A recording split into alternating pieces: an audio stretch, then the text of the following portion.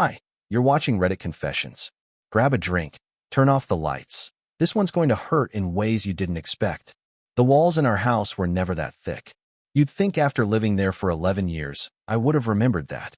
You'd also think that after 11 years of marriage, I would have been able to tell when the woman I loved stopped loving me.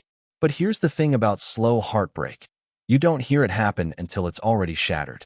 It started with a bowl of cereal. Not a fight. Not a dramatic affair. Just cereal.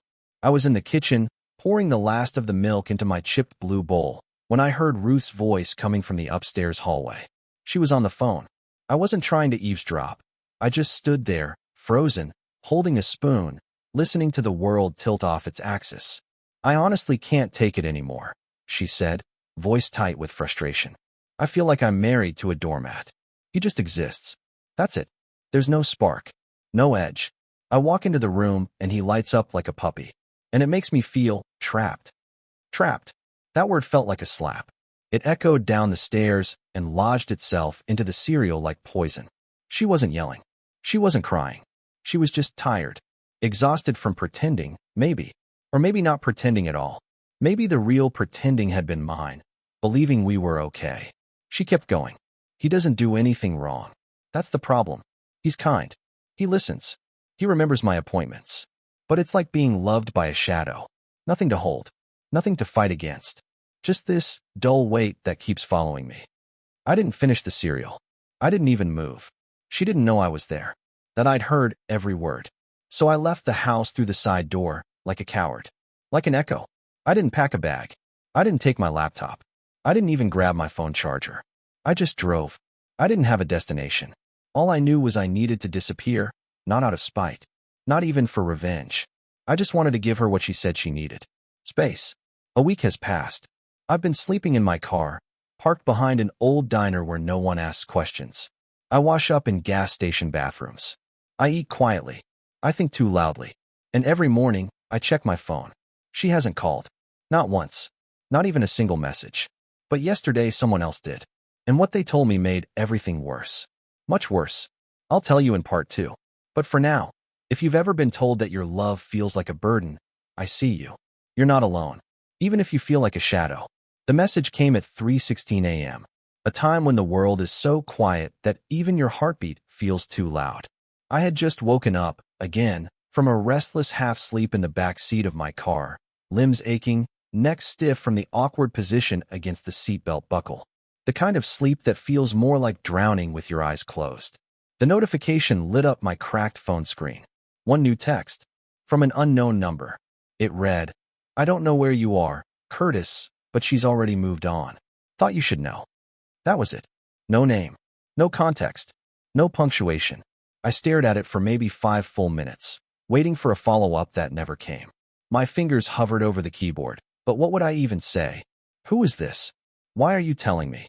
How do you know her? I didn't reply. Instead, I just sat there, heart pounding, every terrible possibility unraveling in my mind like a slow leak in a tire. Ruth had moved on. Already? I knew our marriage was brittle, but how does someone just switch off years of memories like flipping a light? How does someone go from "he's my everything" to "I can't even look at him" so fast?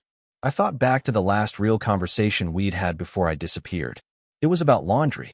That's how dull I'd become in her eyes. I remember folding one of her sweaters, the red one with the gold buttons, and asking if she still wanted to keep it, since it hadn't been worn in over a year. She barely looked up from her phone and muttered, "I don't care, Curtis. Toss it if you want." That was 2 days before I overheard the phone call. 2 days before I became the ghost she apparently couldn't stand to be around. That text, that anonymous grenade, had cracked something deeper. The kind of crack that lets everything else spill out. I opened a private tab on my phone and searched her name. I didn't even know what I expected to find. Maybe nothing. But there it was. Her Instagram. Public. And updated yesterday. She was at a restaurant. Laughing. With someone I didn't recognize. He had his arm around her. And she looked radiant. Like the kind of radiant you only wear when something, or someone, is making you feel alive again. I zoomed in. His hand rested just a little too comfortably on her shoulder. I checked the location tag. It was in town, only 15 minutes from our house. She hadn't gone away to clear her head like I had. She was very much still there, just without me. And suddenly it hit me. I was the one who vanished, and she didn't even flinch. I dropped the phone. There was something about that moment. The mix of parking lot silence, the faint hum of a vending machine inside the diner, and the realization that I had been erased so effortlessly. That did something to me. I felt like an extra in my own life story. Just background noise. Replaceable. I started the car. I didn't know where I was going, but sitting there in the dark, watching my breath fog up the windshield, I knew I couldn't just stay hidden anymore. Not without answers. Not without seeing with my own eyes what I had been reduced to. So I drove. But not home. There was someone else I needed to talk to first. Someone who, according to the rumors, knew more about Ruth than I ever did. And if what I suspected was true, this wasn't just about a wife falling out of love. This was something much, much worse. I didn't expect to find myself parked outside of Jeremy's place at 4:10 in the morning, but there I was, gripping the steering wheel so tight my knuckles went white. Jeremy wasn't a close friend. Not anymore. He used to be, years ago, back when Ruth and I first started dating. He was in our wedding party, actually, said the toast at our reception. And then, somewhere along the way, things got weird. Distant. Like he and Ruth had some silent understanding that didn't include me. I never said anything because, frankly, I was afraid of sounding paranoid. Ruth always had guy friends. She was social, magnetic, easy to talk to. And well, I was the quiet guy with books and soup recipes. I told myself I was overthinking it. That Jeremy just drifted, like so many friends do. But when his name popped into my head that night, it wasn't random. The last time I saw him was 6 months ago. I'd picked Ruth up from some bar downtown after her game night ran long. She was tipsy, laughing too loudly, perfume clinging to her like fog. Jeremy was with her. He walked her to the car and gave her a hug. Not one of those quick, friendly hugs. It lingered. His hand slid just a little too low. And Ruth didn't pull away. That memory hit me like a punch to the chest as I sat in my car watching the lights in his apartment window flicker. I didn't even have a plan. I just needed something. Anything. That made this nightmare make sense. So I got out. Walked up the concrete steps. Knocked. The door opened way too fast. Jeremy looked like he hadn't been sleeping either. His hair was messy, shirt inside out, and for a half second, I thought he was going to slam the door in my face. But he didn't. "Curtis," he said, like I was a ghost. I didn't waste time. "Are you sleeping with Ruth?" He didn't answer. He didn't need to. His face told the whole story. The widening of his eyes. The way his jaw twitched. The silence. I heard what she said. I added. About me.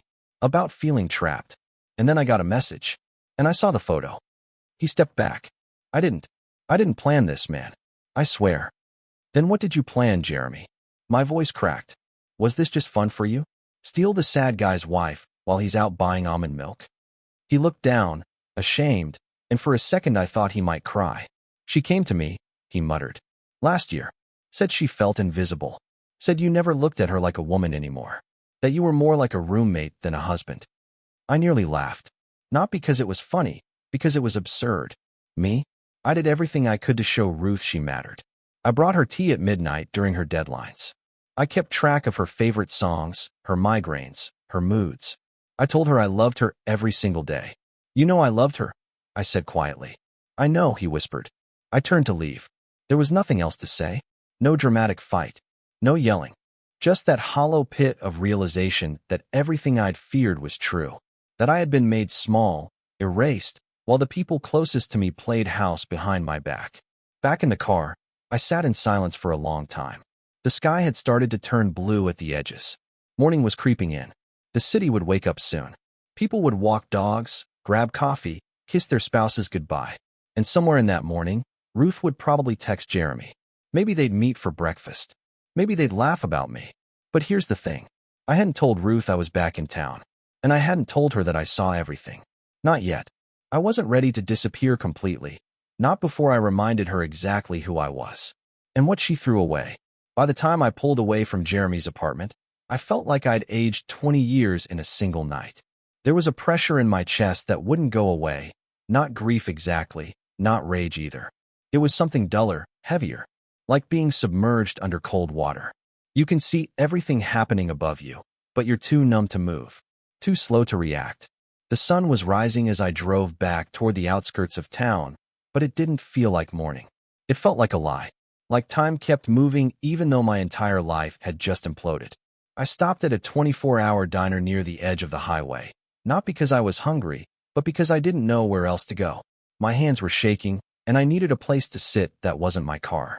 I took a booth by the window and ordered black coffee I wouldn't drink. The waitress didn't smile, just scribbled down my order like she was tired of being awake too. I like that. No forced kindness, just indifference. I pulled out my phone. Still no texts. Still no missed calls. It had been almost 8 full days since I left. 8 days of silence. 8 days of Ruth not asking where her husband was. Not checking if I was alive. Maybe she thought I left for good. Or maybe, and this was the hardest pill to swallow, maybe she didn't care. I opened our shared calendar app. I hadn't touched it in over a week, but I knew Ruth still used it religiously. It was her tool for keeping track of appointments, meetings, and, as I suddenly remembered, her gym schedule. Sure enough, there it was. Pilates, 8:30 a.m., Wellness and Form Studio. It was 8:12. I stared at the screen for a few seconds too long.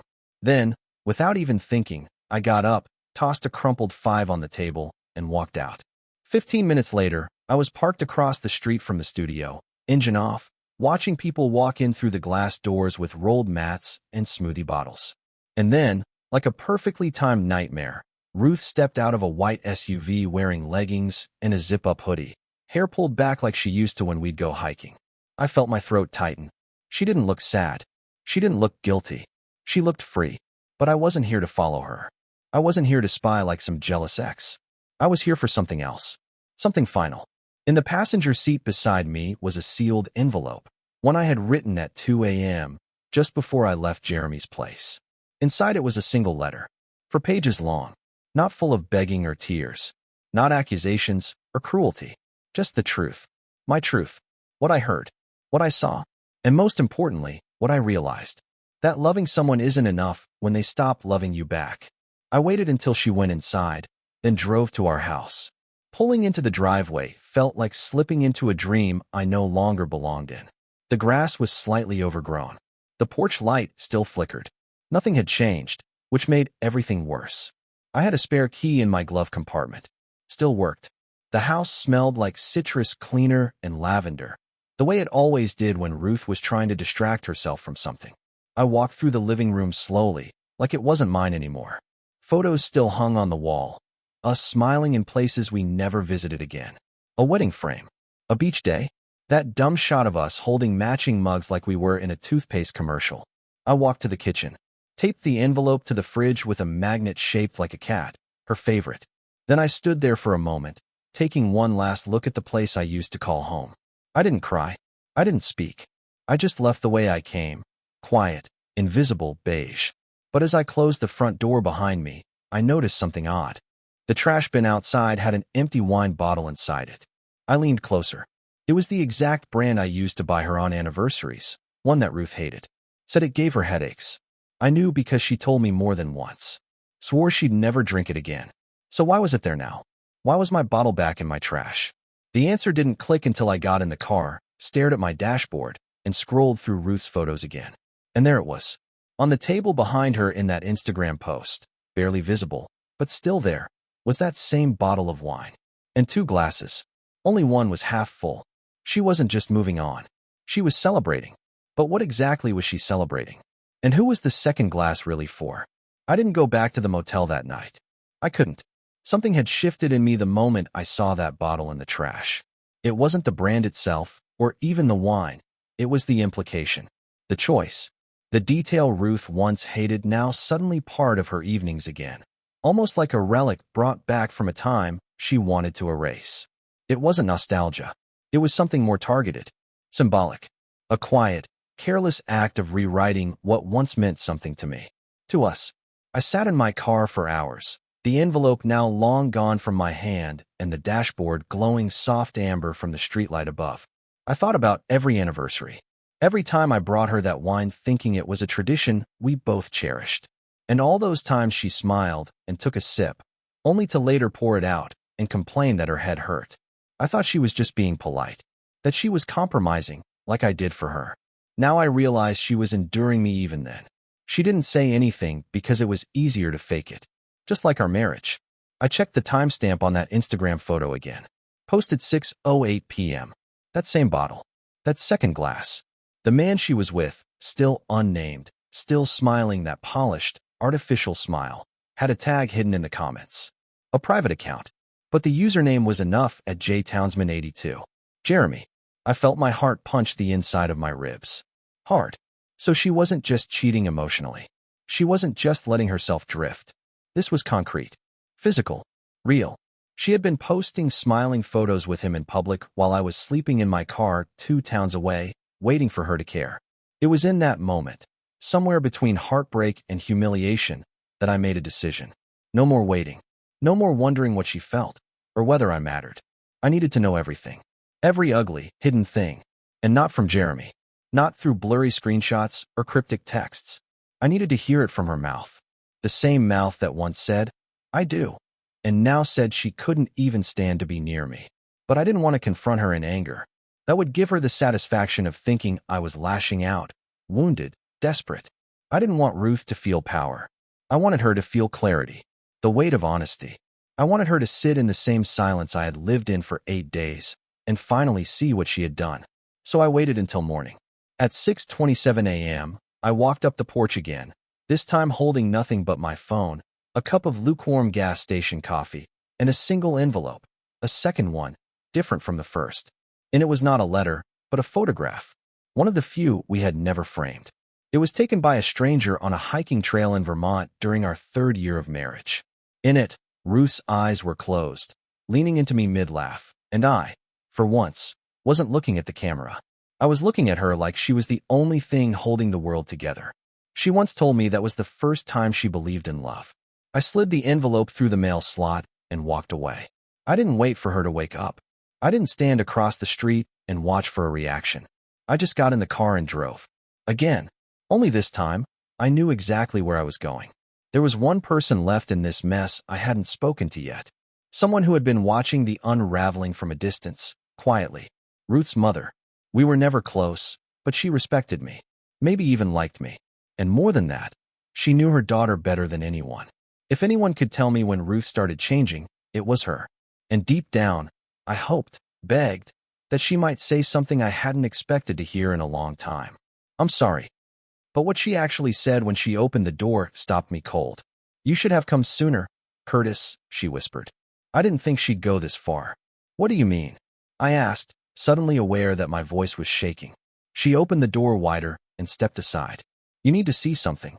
Ruth's mother, Lorraine, lived in a small 1-story house on the edge of town, the kind of place with chipped bird feeders and wind chimes that never stopped rattling.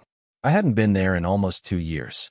The last time I visited, Ruth and I had brought over some store-bought banana bread and made awkward conversation on her patio while pretending not to notice the tension in the air. Back then, I thought Lorraine was just critical, maybe a little bitter. But standing in her doorway now, after everything that had unraveled, I saw something different in her eyes, something heavier. Not bitterness, not judgment, pity. She motioned me inside without a word, shutting the door behind us and locking it like someone preparing to share a secret the walls weren't allowed to hear. "I made coffee. It's not great, but it's warm," she said, her voice quiet but deliberate. I followed her into the kitchen, unsure what I was even doing there. A part of me kept bracing for her to start defending Ruth, to say I was overreacting, or that this was all just a misunderstanding. But she didn't. She poured 2 cups, set them on the counter, then walked into the living room and picked up a small, beat-up cardboard box from under the side table. She placed it between us. "This was supposed to be hers," she said. But I couldn't bring myself to give it to her. I hesitated. "What is it?" "Evidence," she muttered. "Or maybe closure. Maybe both." I opened the box slowly, unsure of what I expected. A journal? A photo? Divorce papers? Instead, what I found made my stomach drop. Printed screenshots. Dozens of them. Messages. Emails. Snapshots of calendar appointments. Hotel confirmations. Bank withdrawals. Flights.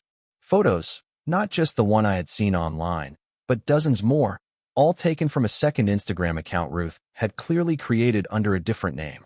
Smiling selfies with Jeremy. Beach trips. A birthday dinner. Even a video of them kissing on a balcony somewhere tropical. I shuffled through them in disbelief. The timestamps dated back over a year. A year.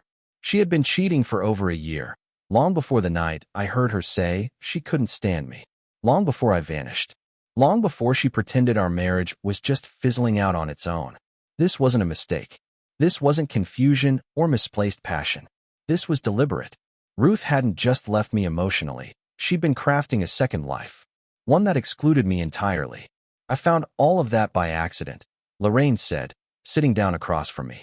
She used my Wi-Fi once. Left her account open. I took screenshots before she could delete anything. Why didn't you say something?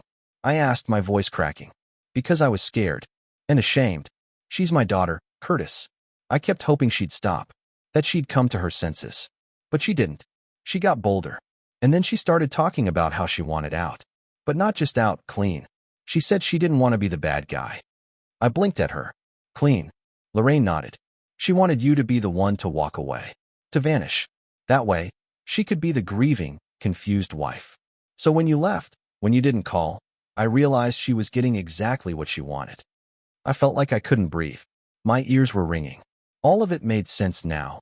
The silence, the lack of questions, the way she smiled in those photos without an ounce of guilt. She hadn't been hurt by my disappearance. She had counted on it. She manipulated me into leaving, I said flatly. Yes, Lorraine whispered. And now she's spinning the story to your friends. I've seen the posts. She's telling people you just gave up. That you emotionally checked out years ago. That she tried to save the marriage, but you were distant. Cold. Cold. That word hit harder than anything else. I had spent every day trying to be warm, gentle, supportive. I had walked on emotional eggshells to keep her from feeling abandoned. And now, the world thought I was the one who left without a word. That I was the one who didn't care. I leaned forward, trying to keep the room from spinning. Does Jeremy know that she planned it this way? I don't think he cares, Lorraine said bitterly. He thinks he won. He doesn't realize she's using him too. It's just convenient for her right now. I buried my face in my hands. So what am I supposed to do now? She hesitated for a long beat. Tell your story, she said, before she finishes rewriting it. Her words echoed in my chest like thunder. I stood up, box in hand, and nodded. Not because I felt brave. Not because I was ready. But because I had no choice. Ruth wanted a clean escape. I was about to give her something else entirely. It's strange what the truth feels like when you finally hold it in your hands. Not liberating. Not empowering. It feels like glass. Heavy. Fragile. Dangerous. As I sat in the parking lot outside the old motel I'd been living out of, staring at the pile of printed evidence Lorraine had handed me, I felt something I hadn't allowed myself to feel since I left. Anger. Not the loud kind. Not the kind that drives you to yell or smash things or storm through doors. This was deeper. Slower. The kind of anger that simmers just beneath your ribs. The kind that shows up when you realize that the person you trusted most didn't just betray you. They planned it, rehearsed it, wore it like a second skin. I spent that entire day holed up in my room, the curtains drawn, the papers spread across the bed. I highlighted dates, matched messages with photos, drew connections, built a timeline. If you'd walked in, you would have thought I was investigating someone else's life. And maybe, in a way, I was. Because the man who lived in those emails, who brought home flowers and left handwritten notes on the bathroom mirror, wasn't someone Ruth ever truly loved. He was just a placeholder, a piece of furniture in a home she'd already emotionally moved out of. By the time night fell, I knew what I had to do. Not revenge. Not some dramatic public scene. I wasn't interested in stooping to her level or hurting her back. I wanted something cleaner, colder, more permanent. I wanted the truth to speak for itself. So I wrote a letter. Not to Ruth. To everyone else. Friends. Family. Her colleagues. Our mutual connections. I compiled everything. The photos, the messages, even audio from a voicemail I'd found on an old backup account of mine, where she had accidentally recorded herself talking about finally getting rid of the guilt. I uploaded the documents to a private folder, included the link, and scheduled the email blast for Monday morning, 8 a.m. sharp. No commentary. No editorializing. Just a subject line. For those who've been told one side of the story. It wasn't about humiliation. It was about clarity. That night, I slept better than I had in weeks. Not because I felt victorious, but because I had finally taken control of my own narrative. I was done being the ghost, the shadow, The man people whispered about when Ruth painted herself as the victim of a distant, emotionless husband. I woke up before dawn the next morning, packed up what little I had, and checked out of the motel without looking back. There was one last thing I needed to do before leaving the city for good. Closure. I drove back to the house one final time. The sun was just rising, casting that eerie orange light over the roof, the porch, the trees I used to rake leaves from every fall. I parked down the street, waited for her car to be gone, probably off to Jeremy's, and walked up the driveway. This time, I wasn't there to drop off a letter. I had come to collect something. Inside, everything looked exactly as I left it, too clean, too hollow. The house felt like it had forgotten me. I moved through it slowly, as if walking through a museum of a life that once belonged to someone else. In the bedroom, I found what I came for, an old wooden box beneath the bed that I had built myself in my first year of marriage. It was full of small things, ticket stubs, postcards, my wedding vows. I took it, not because it mattered anymore, but because it was proof that I had existed in this story, that I had loved her, that I wasn't some cardboard cutout she could erase with a better photo and a new caption. Before I left, I stood in the kitchen for a long time, looking at the fridge. The cat magnet was still there, crooked and chipped. Beneath it was a grocery list in Ruth's handwriting. Oat milk, spinach, something scribbled I couldn't read. I didn't leave a note this time. I didn't need to, because by now, the emails would have sent. The documents would have been opened. And the story she spent so long carefully crafting, the one where she was the wounded, patient wife, would finally be shattered by her own actions. I stepped out the door, pulled it shut behind me, and felt the smallest breath of peace. I didn't know where I was going next, but for the first time in a long time, I wasn't lost. 3 months later, I'm sitting on a porch that doesn't belong to Ruth. It doesn't even belong to the man I used to be. I'm renting a small cottage in a sleepy lakeside town called Elbridge, where the loudest sound at night is the crickets, and the coffee shop owner knows my name without ever asking. There's a library down the street, smaller than the one I worked at before, but warmer somehow. And last week, they asked me if I'd consider helping out with the community reading program. I said yes, not because I'm trying to fill the silence Ruth left behind, but because I've finally started building a life that doesn't revolve around being someone else's background character. The fallout from the email wasn't loud, it was quiet, but it was real. A few people messaged me privately. Apologies. Regrets. A handful said they had suspected something was off with Ruth's version of events, but didn't want to get involved. Jeremy deleted his account. Ruth, I've heard, is still trying to rewrite the narrative, but the damage is done. I haven't spoken to her since that morning, and I don't plan to. And no, I'm not dating. Not rushing into something to fix the hole. Because some holes aren't meant to be patched. They're meant to stay open long enough for sunlight to finally reach the bottom. There's healing in the small things now. Writing again. Watching old movies I never made time for. Cooking for one and enjoying the silence. Reading books without checking the time. Walking by the lake at sunset and feeling, for once, like I'm not missing anything. So, to anyone out there who's been erased, rewritten, or left behind, you are still here. And you matter.